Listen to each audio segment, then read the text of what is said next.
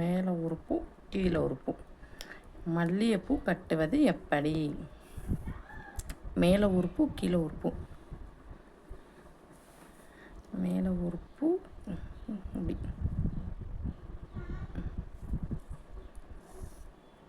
அப்படியே மாலை போல் வரும் உங்களுக்கு.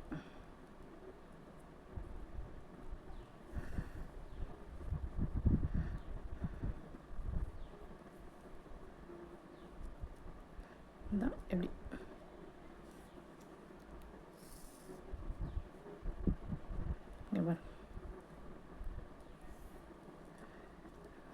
மேலே ஒரு பூ கீழே ஒரு பூ அப்படியே இப்படி இது பண்ணி இந்த இடத்த அப்படியே இந்த கை இருக்குது பார்த்தீங்களா, இந்த கையை அப்படியே கொண்டு வந்து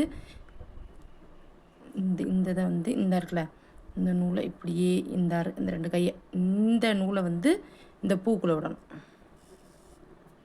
ஒரு நாட் விழுந்துருச்சா, இப்படியே தான் கட்டணும்.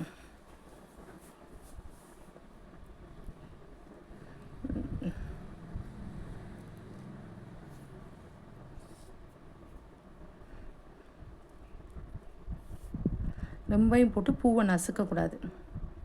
இந்த இப்படி வச்சு இப்படி சுற்றி இப்படியே கொண்டு வந்து இப்படி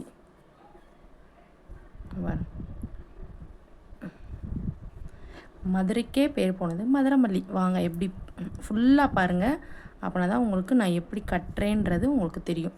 அப்படியே மாலை போல் தொடுத்துக்கலாம். இந்த மாதிரி கட்டும்போது நீங்கள் கட் பண்ணி வச்சிங்கனாலும் உதிராது.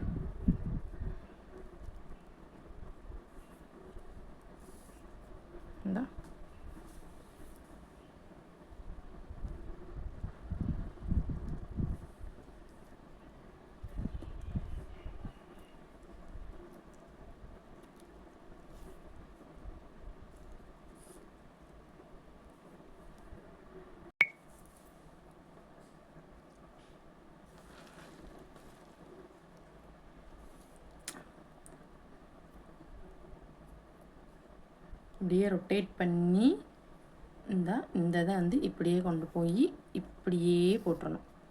புரியுதா? எப்படின்னு ஒரு நீங்கள் வந்து லூப் மோடில் வச்சு பார்த்தீங்கன்னா எப்படி கட்டுறதுன்றது வரும். இப்படியே கொண்டு போய் இந்த இதை இப்படியே கொண்டு போய் இப்படி பாருங்க, எவ்வளோ மாலை போல தொட்டு நெருக்கமாக இருக்கா, இந்த மாதிரி நெருக்கமாக உங்களுக்கு கிடைக்கும்.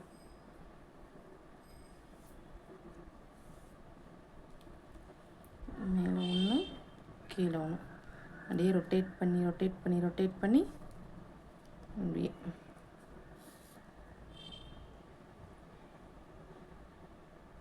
இங்கே பாருங்கள் எவ்வளோ உருட்டையாக கட்டியிருக்கேன்னு பார்த்தீங்களா? நீங்கள் ஃபஸ்ட்டு கட்டி பார்க்க போகும்போது எதில் கட்டி பார்க்குறீங்க அப்படின்னா, இது இருக்கு இல்லையா, பேப்பரை வச்சு கட்டி பார்க்கலாம். இல்லைன்னா விளக்குமார் குச்சி இருக்கு இல்லையா, சீமார் குச்சி, அந்த இதை சின்னதாக ஒடிச்சு நீங்கள் கட்டிட்டீங்க அப்படின்னா உங்களுக்கு எல்லா பூவுமே பழகிரும்.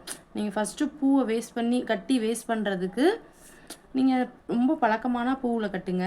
அப்படி இல்லை அப்படின்னா விளக்குமார் குச்சி, பேப்பரை சின்னதாக கட் பண்ணி இந்த இலையெல்லாம் இருக்குது இல்லையா, இலைய அந்த மாதிரிலாம் எடுத்து வச்சு கட்டி நெருக்கமாக கட்டி பழகிட்டீங்க அப்படின்னா ஈஸியாக நீங்கள் வந்து பூ கட்டிடலாம். ஏன்னா பூ வந்து டக்குன்னு இதாயிரும். விளக்குமார் குச்சி, பேப்பர்னால் நீங்கள் எத்தனை தடவை ட்ரை பண்ணாலும் ஒன்றுமே ஆகாது. அது வந்து நம்ம அப்படி யூஸ் பண்ணி கட்டி பழகினாலும் அப்படி தான் கட்டி பழகி தான் அடுத்து வந்து பூவை கட்ட ஆரம்பித்தேன். மல்லிகைப்பூ வந்து எல்லாத்துக்குமே வந்து நிற்காது, டக்குன்னு உதிர்ந்து வந்துடும். அந்த மாதிரிலாம் வராமல் இருக்கணும் அப்படின்னா இந்த மாதிரி கட்டி பழகுனீங்க அப்படின்னா ஈஸியாக பழகிடலாம். உங்களுக்கு இன்னும் ஸ்லோவாக சொல்லித்தரேன் பாருங்கள். இந்த இதை வச்சு நல்லா சுற்றி இந்த கை இருக்கு இல்லையா, அப்படியே ஒரு ரொட்டேட் பண்ணி இந்த நூலை அப்படியே எடுத்து இதில் ஸ்லோவாக நீங்கள் பார்த்து கட்டினீங்கன்னா ஈஸியாக கட்டிடலாம். ஒரு தடவை ட்ரை பண்ணி பாருங்கள். எடுத்தோடனே பூவை கட்டாமல் இந்த மாதிரிலாம் ட்ரை பண்ணிவிட்டு அப்புறம் நீங்கள் பூவை கட்ட ஆரம்பிச்சிங்க அப்படின்னா ஈஸியாக கட்டிடலாம்.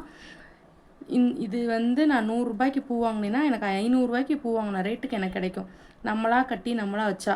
இதுவே வந்து ஒவ்வொரு இடத்துல வந்து 500 இன்னைக்கு இந்த பூ வந்து 300 200 சொல்லுவாங்க. நம்மளாக கட்டி வைக்க போகும்போது செம்மையாக இருக்கும். நம்ம பிள்ளைங்களுக்கும் அழகு பார்த்துக்கலாம்.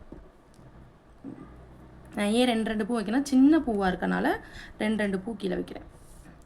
இல்லை ஒரு ஒரு பூவும் வைக்கலாம்.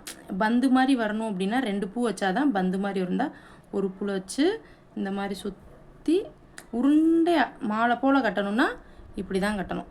இது பாருங்கள் எவ்வளோ அழகாக இருக்குன்னு பார்த்தீங்களா? மிச்ச பூவை கட்டிட்டு எப்படி இருக்குன்னு பார்க்கலாம்.